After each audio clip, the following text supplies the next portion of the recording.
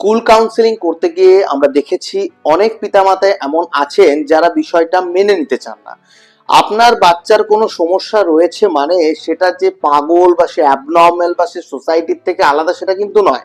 আপনাদের সমস্যাটা মেনে না নেওয়াটা তাকে বরঞ্চ আগামী দিনে গিয়ে সমস্যায় ফেলতে পারে। অনেক বাচ্চাকে দেখি আমরা তাদের মধ্যে হয়তো আন্ডারলাইনে এডিএইচডি সিমটমস রয়েছে, যেমন আই কন্ট্যাক্ট করতে পারছে না, কিংবা তার কগনিটিভ স্কিলে দুর্বলতা রয়েছে, বা তার লার্নিং প্যাটার্নটা স্লো, এরকম ধরনের সমস্যা কিন্তু দেখা যায়। সেগুলো যদি পিতামাতাকে বলা হয় যে আপনারা প্রফেশনাল হেল্প নিন বা কিছু প্রফেশনাল ক্রাইটেরিয়া মেনটেন করে স্পেশাল ট্রেনিং দিন যাতে আপনার বাচ্চারই ভালো হবে, কিন্তু সেই ক্ষেত্রে মা বাবারা মানতে চায় না।